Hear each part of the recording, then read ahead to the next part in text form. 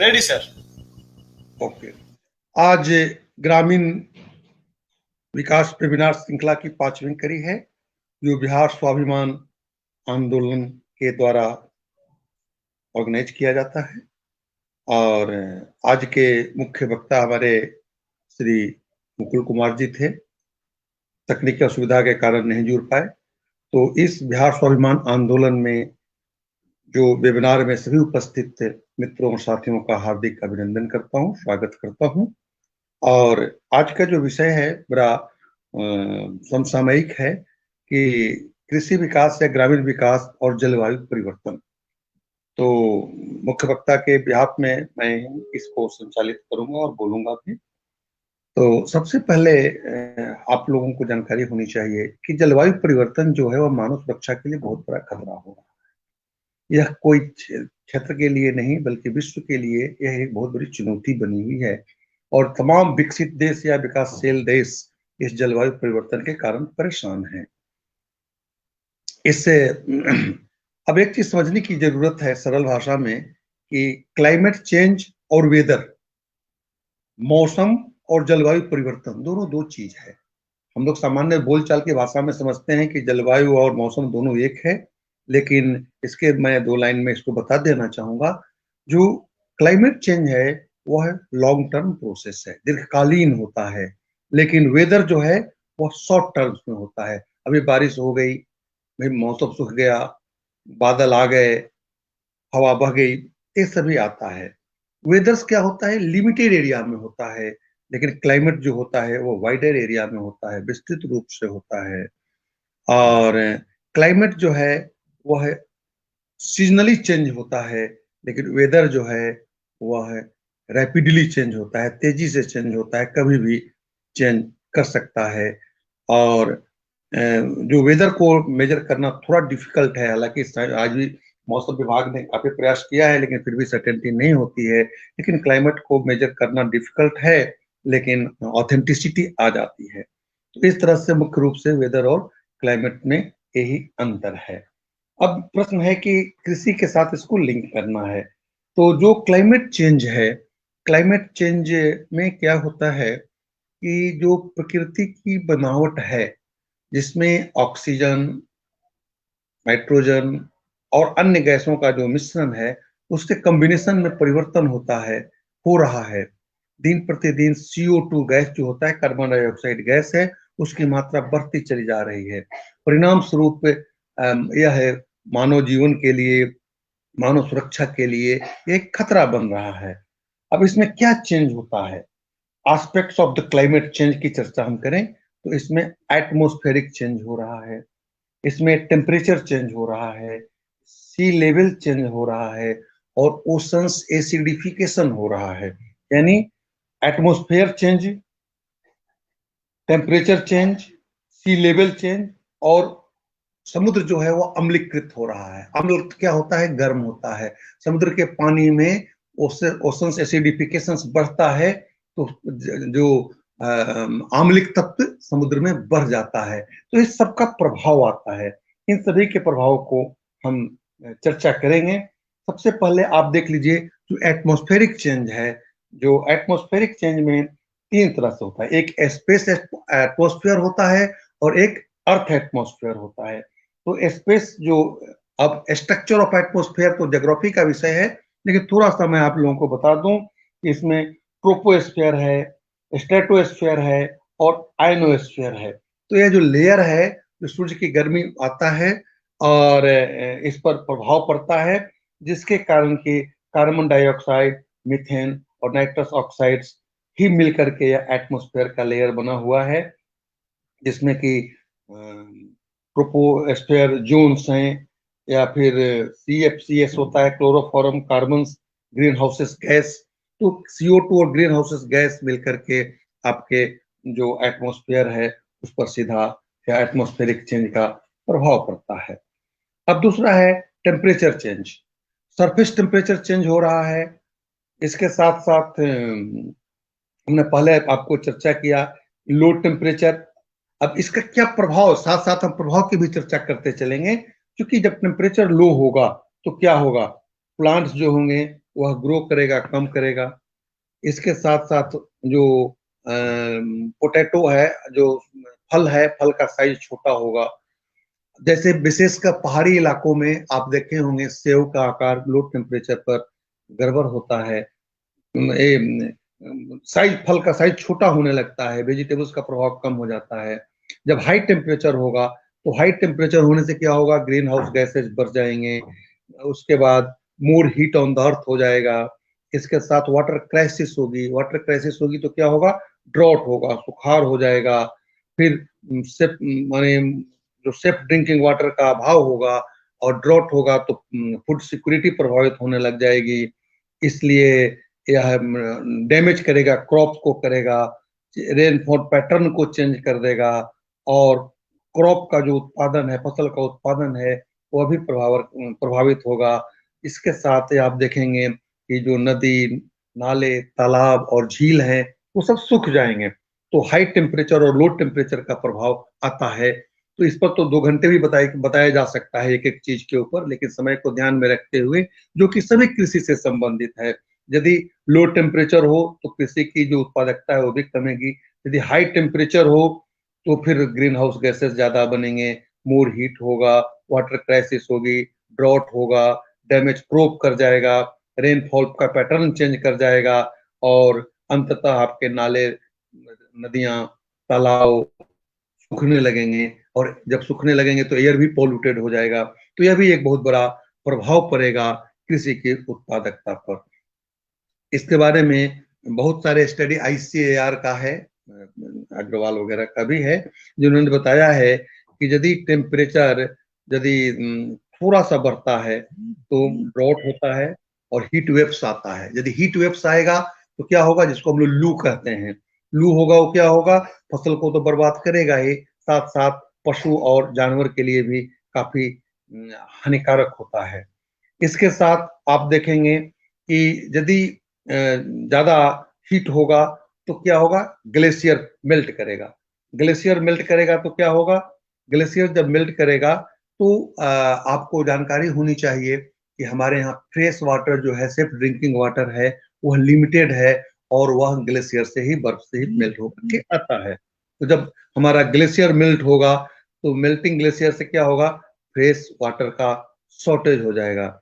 और जितना वाटर है इस धरती पर, मैं भारत की बात नहीं कर रहा हूं, धरती पर उसका 1.7% वाटर ही है, वह फ्रेश वाटर है और ड्रिंकिंग वाटर है। और इस 1.7% वाटर्स का 68.7% जो पानी है पीने लायक, वह कहां से आता है, ग्लेशियर से आता है। और ग्लेशियर से क्या होता है, ग्लेशियर जब मेल्ट करता है तो मेल्ट करके फ्रेश वाटर धीरे धीरे समुद्र में चला जाता है। तो एक तो ये प्रॉब्लम हो जाएगा जब ग्लेशियर मेल्ट होगा। दूसरा, आप जानते हैं कि इलेक्ट्रिसिटी का शॉर्टेज हो जाएगा। कैसे, no water no hydro electricity, क्योंकि जल से ही हम विद्युत की प्राप्त करते हैं। और आप लोग पढ़े भी होंगे, बहुत सी नदियां विलुप्त हो गई। क्यों विलुप्त हो गई, क्योंकि वहां पर ग्लेशियर सूखता चला गया, ग्लेशियर पिघलता पीछे खिसकता हुआ चला गया। परिणाम स्वरूप वहां पर इलेक्ट्रिक पानी का आना नदी में बंद हो गया और इलेक्ट्रिसिटी का शॉर्टेज होने लगा। जब मेल्टिंग ग्लेशियर होगा तो क्या होगा, सी लेवल राइज करेगा। सी लेवल राइज करेगा तो क्या होगा, क्योंकि जब सी लेवल राइज कर जाएगा तो फिर कोस्टल एरिया जो है वह फ्लडेड हो जाएगा, बाढ़ आ जाएगा, सुनामी आएगी, साइक्लोन आएगा। जब सुनामी और साइक्लोन आएगा तो क्या होगा, वाटर और सॉइल जो है उसमें कंटेमिनेशन होंगे, तरह तरह के मिट्टी और जल में मिलावट हो जाएगा। फिर कोस्टल का जो लैंड है, समुद्र के किनारे की जो जमीन है, वह पोल्यूटेड हो जाएगा। और फिर कोस्टल जो है वह पॉपुलेशन इफेक्टेड होगा, समुद्र के किनारे की जनसंख्या प्रभावित हो जाएगी। फिर कोस्टल के साथ क्या होगा कि जो आपके फर्टाइल लैंड का है तो सॉइल इरोजन होगा, वह समुद्र के पानी के साथ भीतर चला जाएगा।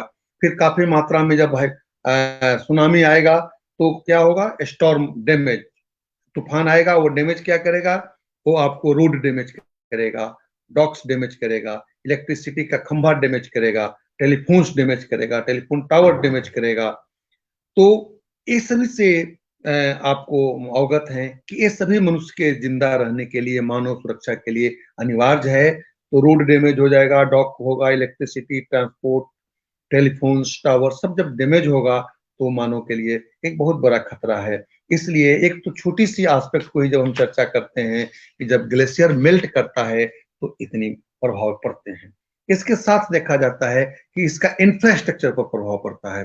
फसल की उत्पादकता पर तो पड़ ही रहा है, फसल तो डैमेज हो ही रहा है, या तो फ्लड में डैमेज हो रहा है। उत्तरी बिहार में देखिए अधिक फ्लड के कारण डैमेज होता है। दक्षिणी बिहार में देखिए ड्रॉट प्रोन एरियाज है, गया और वो जो पहाड़ी एरिया है वहां पर सुखाड़ के कारण होता है। तो ये तो कृषि को डायरेक्ट रूप से प्रभावित कर ही रहा है जलवायु परिवर्तन, लेकिन इसका इंफ्रास्ट्रक्चर पर भी बहुत बड़ा प्रभाव पड़ता है। सबसे पहले ट्रांसपोर्टेशन सिस्टम डैमेज होता है। क्या होता है? डैमेज रोडवेज होता है। यदि बाढ़ से क्या होता है, सड़कें खराब हो जाती है और land based transportation system damage हो जाता है। डैमेज रेलवेज भी होता है। डैमेज रेलवे बाढ़ के कारण आप देखे होंगे बहुत से ट्रैक की नीचे की पटरी केवल बच जाते हैं और सब बह जाते हैं, तो डैमेज रेलवेज होता है। इसके साथ डैमेज एयरपोर्ट भी होता है। एयरवेज ट्रांसपोर्टेशन सिस्टम भी डैमेज होता है, क्योंकि आप जानते हैं कि जब क्लाइमेट चेंज के कारण हाई स्नोफॉल होता है और डेंस फॉग होता है, तो आप लोग जाड़े के दिन में आप लोग अवगत होंगे कि जब डिप डेंस होता है, काफी कुहासा होता है, काफी फॉग होता है, ऐसे परिवेश में ट्रेन बाधित हो जाती है, फ्लाइट भी बाधित होती है और समुद्र के तहत जो वाटरवेज हैं तो वो भी डैमेज होता है। मैरीन ट्रांसपोर्टेशन सिस्टम जो है वो भी इफेक्टेड होता है। तो कहने का तात्पर्य है कि जो क्लाइमेट चेंज के कारण आपका जो इंफ्रास्ट्रक्चर है, चाहे वह रेलवेज हो, चाहे वह रोडवेज हो, चाहे वह एयरपोर्ट हो, एयरवेज हो या मैरीन ट्रांसपोर्ट सिस्टम्स हो, ये सभी बर्बाद हो जाते हैं। फिर जब समुद्र के किनारे जो देखते हैं कि जब बहुत जोरों की हवा आती है तो क्या डैमेज होता है? पावर ग्रिड डैमेज हो जाता है। वाटर जब पावर ग्रिड डैमेज होगा तो फिर वाटर सप्लाई सिस्टम, आप तो देख रहे हैं कि सेमी अर्बन एरियाज में भी वाटर सप्लाई बिजली से शुरू होने लगा है। जो गांव हमारा सेल्फ डिपेंड था, गांव में कुआं था, बाद में हैंडपंप तक तो ठीक था, लेकिन अब वाटर जो है वह सप्लाई सिस्टम ड्रेनेज से सिस्टम से शुरू हो गया है, नलका का पानी मिलने लगा है। यदि पावर ग्रिड खराब होगा तो वह बर्बाद होगा, सीवर डैमेज होगा, टेलीफोन की कनेक्टिविटी खत्म होंगे। तो ये कह रहे हैं कि जो हाई और लो टेम्परेचर आता है जिसके कारण आपको डेंस फॉग भी होता है और हाई टाइड्स भी आता है, तो जो कोस्टल कम्युनिटी है वह काफी बर्बाद होता है। अब और इस पर एक शोध का विषय है, जब कोस्टल कम्युनिटी जब फ्लड आता है तो कहाँ जाकर रुकते हैं? हॉस्पिटल्स में और स्कूल से। तो एक कहने का तात्पर्य है कि क्लाइमेट चेंज के कारण स्कूल और हॉस्पिटल भी प्रभावित होता है, जिससे कि स्कूल से शिक्षा और स्वास्थ्य दोनों के सामने समस्या आ जाती है। तो ये सभी ब्रॉड का उसका ये है। इसके साथ आप देखेंगे कि जब तीसरा इम्पोर्टेंट एस्पेक्ट है कि एस्पेक्ट ऑफ क्लाइमेट चेंज में सी लेवल रेज हो गया। सी लेवल के बारे में हमने बताया कि इसमें बहुत सारे इसके एक अकेले सी लेवल चेंजेस पर घंटों बात की जा सकती है, लेकिन इसमें यूनाइटेड नेशंस का एक पैनल साइंटिस्टों का जो 130 कंट्री का थे, इन लोगों ने अध्ययन करके बताया है कि समुद्र जो है वह यदि 1 इंच बढ़ता है तो कितने शहर आपका जो बंगाल का कोलकाता का जो आपका वो है द्वीप है हार्वर्ड, वो सब समुद्र के अंदर चला जाएगा। और आज आपको उदाहरण मैं देता हूँ, द्वारिका के बारे में भी सुने होंगे। द्वारिका समुद्र में चले गए कितने वर्षों के बाद, तो ग्रेजुअली समुद्र का लेवल बढ़ेगा। तो साइंटिस्टों का कहना है कि 2100 वर्ष तक आते आते लगभग 11 से 15 इंच तक सी लेवल बढ़ जाएगा। तो आप सोच सकते हैं कि क्या होगा। इसका सबसे बुरा प्रभाव होगा जो कोस्टल साइड के जितने सिटीज हैं, बिल्डिंग और सिटीज हैं, वो सब इफेक्टेड हो जाएंगे। लाखों लोग बेघर हो जाएंगे। इसके साथ साथ कोस्टल्स के जो एरियाज हैं वे लोग घर में प्रभावित हो जाएंगे। एग्रीकल्चर लैंड डैमेज हो जाएगा। तो साल्ट वाटर जो है, कंटेमिनेटेड वाटर चला जाएगा खेत में और पीने के पानी में। तो ये सबसे भी काफी नुकसान होगा। और आप जानते हैं कि लगभग आपका टोटल 7,517 किलोमीटर भारत का कोस्टल एरिया है।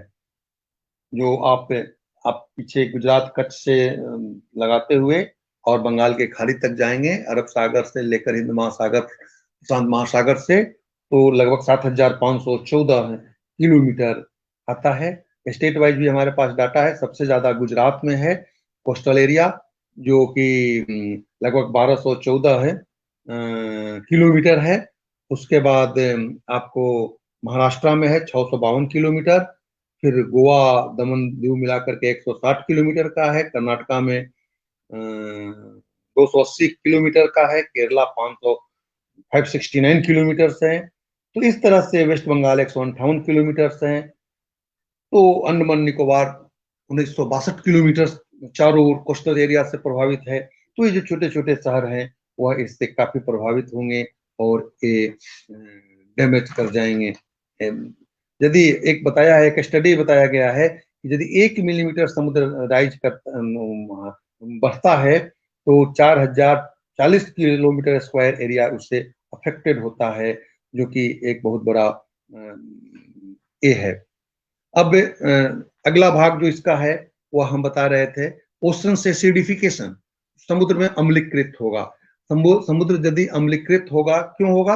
CO2 बढ़ रहा है। CO2 बढ़ने से क्या होगा? कार्बोलिक एसिड बन जाएंगे। जब समुद्र का पानी एसिड में कन्वर्ट होने लगेगा तो समुद्री जो जीव हैं वह काफी प्रभावित होंगे, काफी मरने लगेंगे। और आपने सुना होगा 2 साल पहले समुद्र के किनारे बहुत बड़े बड़े बड़े मैमल्स मरे हुए पड़े हुए थे। तो कहने का तात्पर्य है कि जो ओशन एसिडिफिकेशन होगा, मतलब CO2, आप क्या होगा, मैंने बताया ग्रीन हाउस गैसेज बढ़ेंगे तो CO2 बढ़ेगा, वह H2O से मिलेगा, जल से मिलेगा। तो CO2 और H2O मिलकर क्या बनाएगा? H2CO3, केमिस्ट्री का फॉर्मूला है, जो कार्बोनिक एसिड्स जिसको हम कहते हैं, और बाइकार्बोनेट बनेगा। तो ऐसे परिवेश में लगभग 200 million peoples are depending on the sea food. समुद्र के जो फूड है, प्रोडक्ट हैं, उस पर लगभग 2 करोड़ से ज्यादा लोग उसमें ये हैं। और इसमें अब क्या है, समुद्र के किनारे क्या मिलता है खाने के लिए लोगों को? समुद्र का जो प्रोडक्ट है, फिश है, सी फिश है, क्रैब है, मैरीन मेमल्स हैं, सी ककम्बर्स हैं, सी वेजिटेबल्स हैं, सी वीड्स हैं, सेलफिश हैं, कोरल्स हैं, मैरीन ऑर्गेनिजम्स हैं, जैसे घोंघा, सेतुआ वगैरह वगैरह की चर्चा करते हैं। तो ये सब लोग खाते हैं। यदि ओशन एसिडिफिकेशन हो जाएगा तो ये सभी डैमेज होगा और बर्बाद हो सकता है। तो सबसे बड़ी दिक्कत क्या है कि यदि हम क्लाइमेट चेंज पर नियंत्रण नहीं करते हैं, जलवायु परिवर्तन पर नियंत्रण नहीं करते हैं, तो एक तो डायरेक्ट रूप से अनाजों के उत्पादन पर इसका प्रभाव पड़ेगा, और दूसरा जो फूड सिक्योरिटी की हम बात करते हैं तो फूड सिक्योरिटी को भी प्रभावित करेगा। फूड सिक्योरिटी का तात्पर्य केवल अनाजों के उत्पादन से ही नहीं होता है, बल्कि अवेलेबिलिटी, अफोर्डेबिलिटी और एक्सेसिबिलिटी भी होती है। यानी व्यक्ति को अनाज पचाने की क्षमता भी होनी चाहिए, और यदि उत्पादन अनाज है उसको खरीदने की क्षमता भी होनी चाहिए। तो ये सब के आधार पर फूड सिक्योरिटी भी प्रभावित होता है। तो कहने का तात्पर्य है कि जलवायु परिवर्तन के माध्यम से कृषि प्रभावित होगा, और कृषि प्रभावित होने से कृषि की उत्पादकता में कमी होगी। कृषि की उत्पादकता में कमी होगी जो फूड सिक्योरिटी को भी प्रभावित करेगा। अब आपको ताज्जुब होगा कि जो ग्रीन हाउस गैसेस हैं, CO2 जो गैस है, वो है कहाँ से और कितना निकलता है। तो इसके बारे में भी थोड़ा सा हम आंकड़े लेटेस्ट बता दें कि लगभग जो बिजली की सप्लाई है, इलेक्ट्रिसिटी एंड हीट प्रोडक्शन जो होता है, इसमें 25% ग्रीन हाउस निकलता है।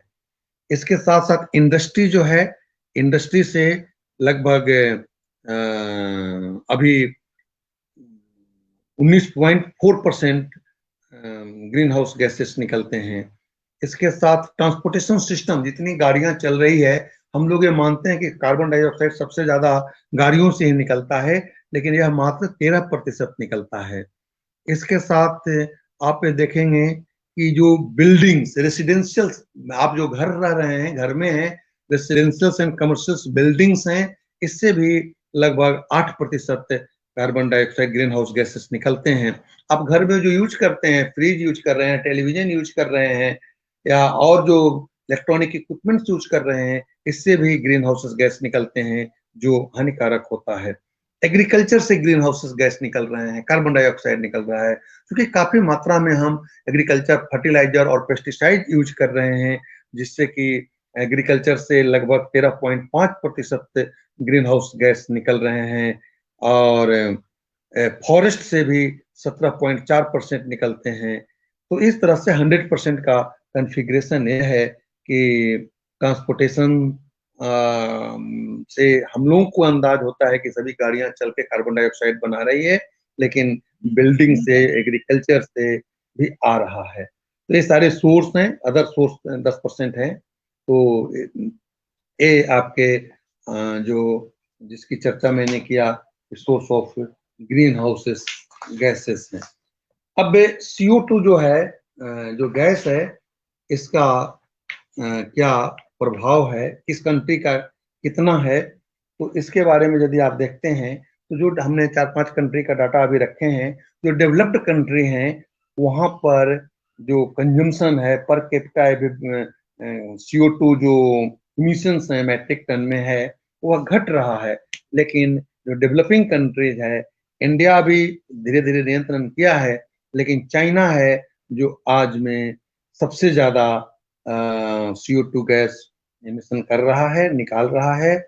जो 15-16 का डाटा है, 10,590 मैट्रिक टन CO2 गैस अकेले चाइना करता है, जबकि इंडिया से तो यह लगभग लगभग 5 गुना से भी ज्यादा है। तो इस प्रकार हम देखते हैं कि US से, UK, जापान, रसिया, ये सभी जो विकसित देश हैं वे दिन प्रतिदिन CO2 का कंजम्पशन घटा रहे हैं और ग्रीन एनर्जी पे ज्यादा जोर दे रहे हैं। तो ग्रीन एनर्जी का तात्पर्य होता है कि सोलर एनर्जी है, विंड एनर्जी है, बायोगैस है, इसका प्रयोग कर रहे हैं, और जो कार्बन, जिसमें कि कार्बन का जो इमिशंस है वह है कम होता है।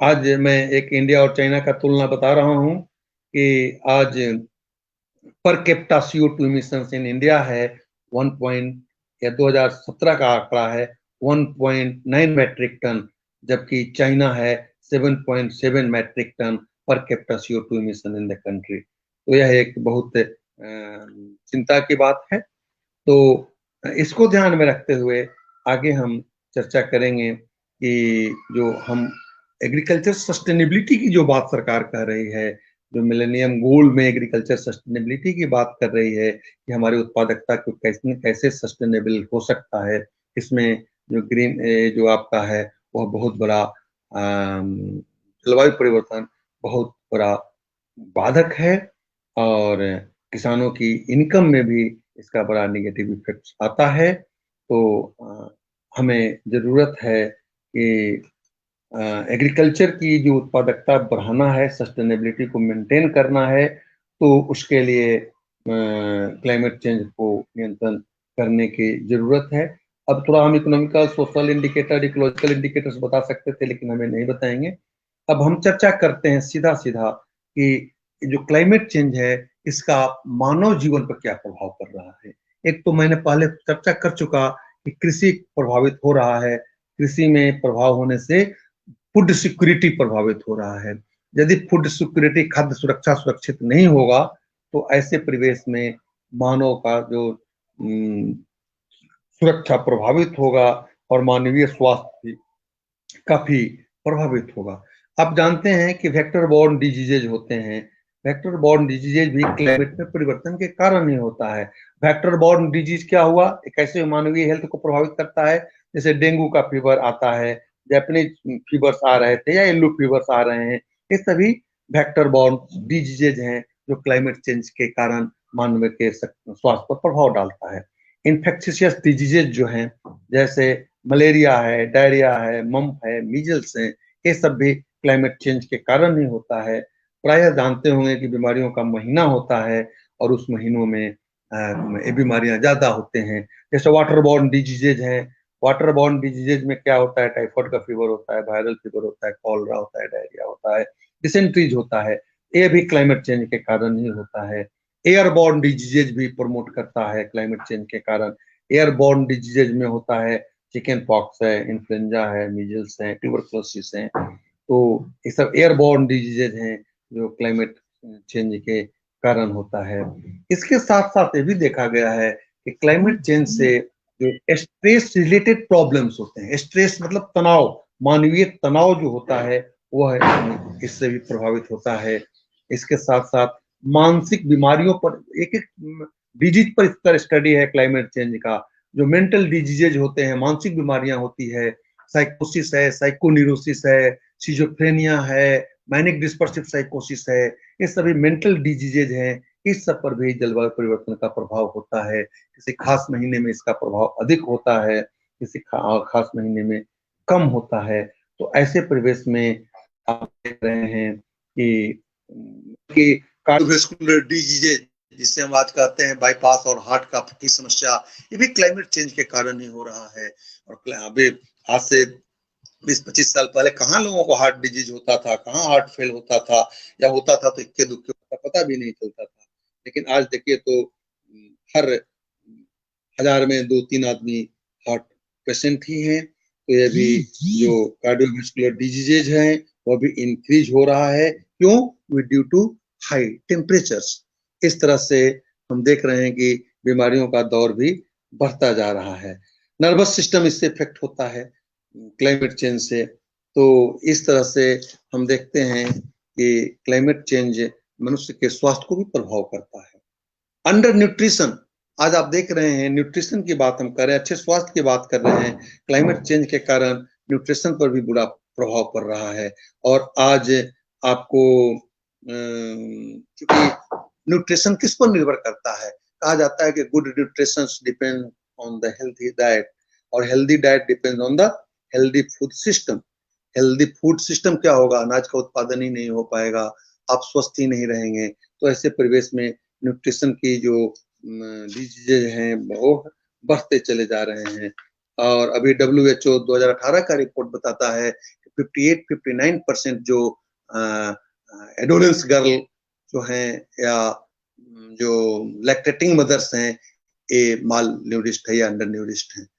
जिसको 11% से कम हीमोग्लोबिन है उसको WHO मान लेता है कि वह अंडर न्यूरिस्ट है। तो इस तरह से देखते हैं कि यह काफी समस्याएं हैं। और क्लाइमेट चेंज जो एग्रीकल्चर पर भी काफी प्रभाव कर ही रहा है। पहले भी चर्चा किए हैं कि ये बताया है कि यदि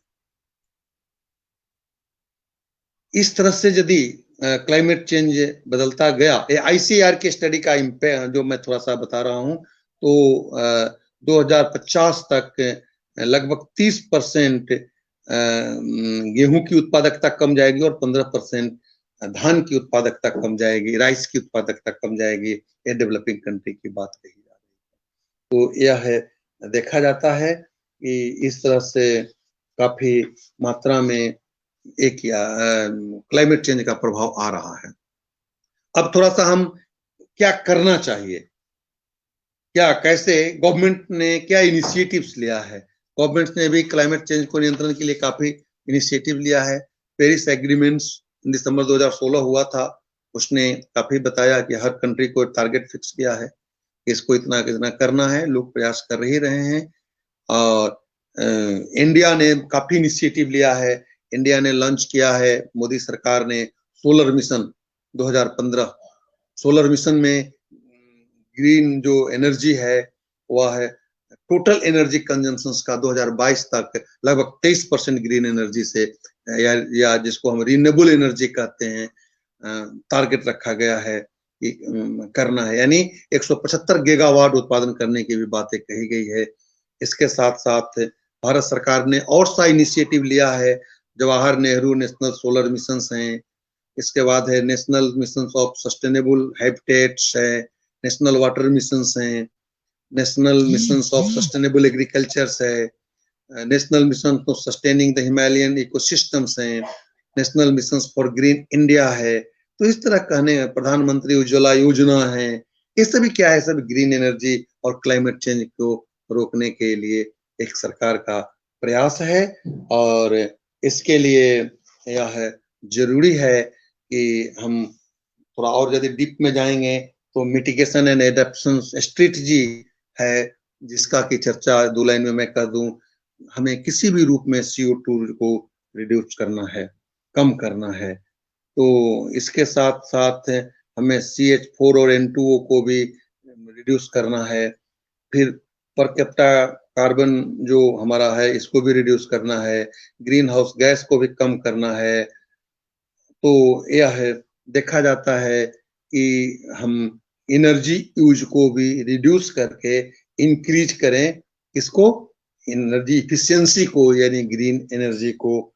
इसलिए अब जरूरी है कि मिटिगेशन एंड एडप्शन टेक्निक को हम एडॉप्ट करके कृषि में उत्पादकता को बढ़ा सकते हैं। और अभी जो गवर्नमेंट की जो रिन्यूएबल एनर्जी की जो योजना है, विंड एनर्जी जो है वह बढ़ा करके 57% करने की योजना है। सोलर 34% होगा, बायोफ्यूल 6% होगा और स्मॉल हाइड्रो 3% होगा। इस तरह से 100% ग्रीन एनर्जी करने के लिए योजना है। और इस योजना के आधार पर हम देखते हैं कि काफी जो ग्रीन एनर्जी के लिए टेक्नोलॉजी की जरूरत है। वर्ल्ड बैंक भी प्रयास कर रहा है, इंटरनेशनल एजेंसीज भी लगे हुए हैं। तो ये सभी प्रयास डेवलप्ड और डेवलपिंग कंट्री को मिलकर करने की जरूरत है, तभी यह ग्रीन हाउस गैस और CO2 इमिशंस को कम किया जा सकता है, या रोका जा सकता है, या घटाया जा सकता है।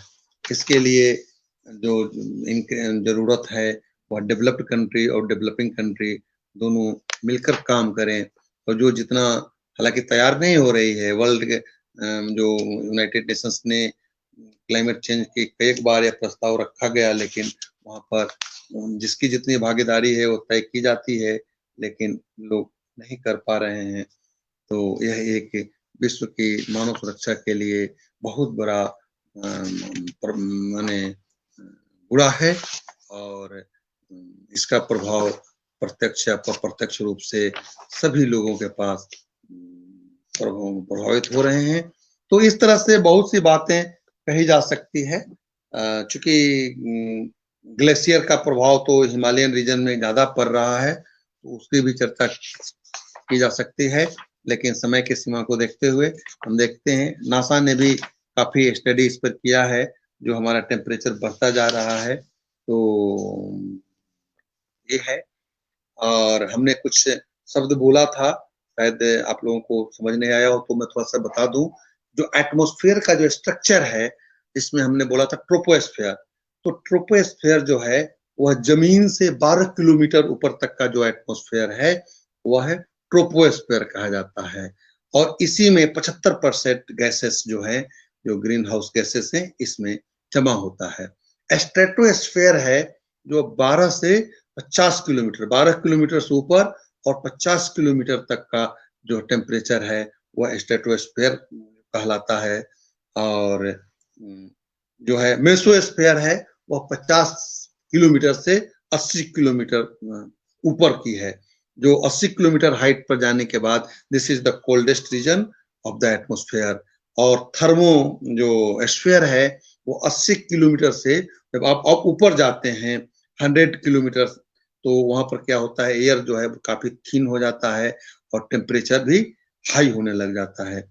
इसके अलावा फिर थर्मोस्फीयर को दो भागों में बांटा है, लोनोस्फीयर और एक्सोस्फीयर। 80 से 550 किलोमीटर तक जो होता है वह लोनोस्फीयर है, और एक्सोस्फीयर जो है 550 किलोमीटर से ऊपर तक का जो होता है। तो यह स्ट्रक्चर्स ऑफ द एटमॉस्फेयर है। अब कंपोजिशन ऑफ एटमॉस्फेयर, पहले मैंने चर्चा किया था कि क्या क्लाइमेट चेंज होता है, कि जो एटमॉस्फेयर का कंपोजिशन चेंज हो रहा है, परिणाम स्वरूप हमारा क्लाइमेट चेंज हो रहा है, जो मानव सुरक्षा के लिए काफी एक खतरा है।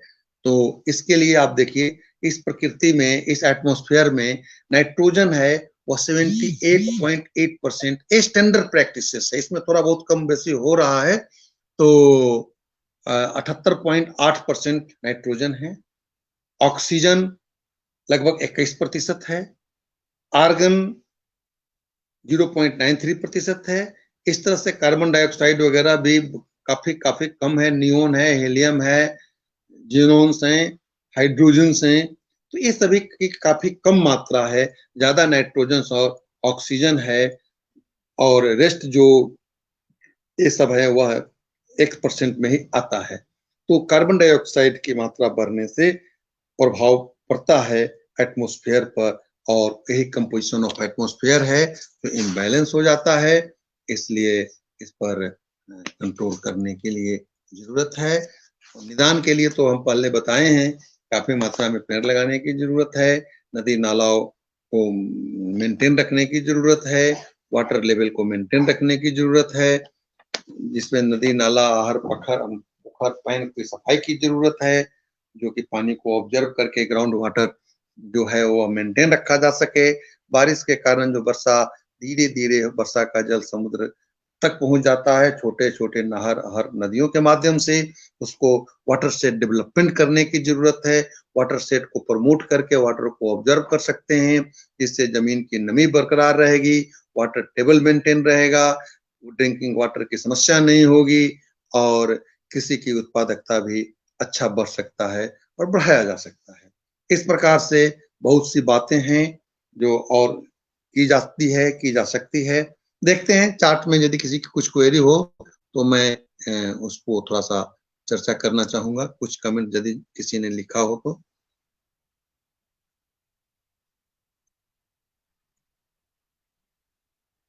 बहुत खूब, नमस्कार, यही सब कमेंट्स हैं। धन्यवाद, अच्छा खैर जो हो, इस मैटर नहीं करता है कि कितने लोगों ने क्या लिखा, लेकिन इस तरह से हम देख रहे हैं कि अमित जी, मैं चाहूंगा कि आप आ जाएं और कुछ पूछना चाहें तो पूछ सकते हैं। अमित जी,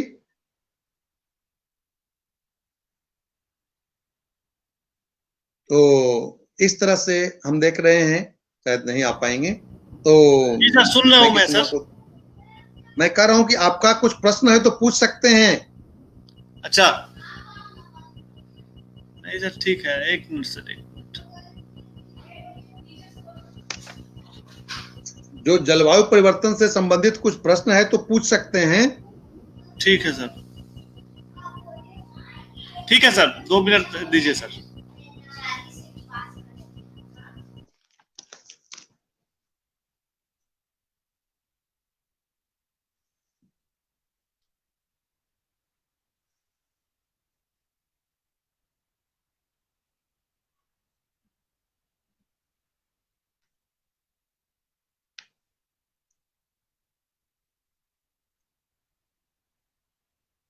अभी सर कमेंट में वैसा तो कोई प्रश्न नहीं है, मैं वही देख रहा हूँ एक बार। चलिए कोई बात नहीं है। तो कहने का तात्पर्य मेरा है कि क्लाइमेट चेंज जो जलवायु परिवर्तन है एक बृहद विषय है, और इसे हम फिर कभी मौका मिलेगा तो पूरे 1 घंटा मैं इस पर विशेष तैयारी के साथ बोलूंगा। आज तो ऐसे ही मैंने रफली कुछ कहीं कहीं से कह दिया, क्योंकि हम तैयार नहीं थे और हमारे वक्ता मनोज जो मुकुल जी बोलने वाले थे, तकनीकी असुविधा के कारण नहीं जुड़ सके। तो अगले दिन जो हमारे वक्ता होंगे वो होंगे प्रोफेसर नागेंद्र नारायण, जो बताएंगे ग्रामीण विकास में नेतृत्व की भूमिका, how you can be use the leadership in the rural development. तो इस मुद्दे पर हम लोग चर्चा करेंगे। और चलिए इसके साथ साथ इस बिहार स्वाभिमान आंदोलन में उपस्थित वेबिनार में उपस्थित तमाम भाइयों को बहुत बहुत धन्यवाद, श्रोताओं को बहुत बहुत धन्यवाद, और अमित जी जो तकनीकी सहायता पहुंचा रहे हैं और संचालित करा रहे हैं वो भी धन्यवाद के पात्र हैं। छोटी छोटी बातें होती हैं लेकिन काफी उपयोगी होता है, और जिसका फायदा सुन करके समझ करके लिया जा सकता है। तो आज इसी के साथ वाणी को विश्राम देते हुए सभी को पुनः धन्यवाद, नमस्कार, जय हिंद, जय भारत, जय विज्ञान, जय अनुसंधान, बाय।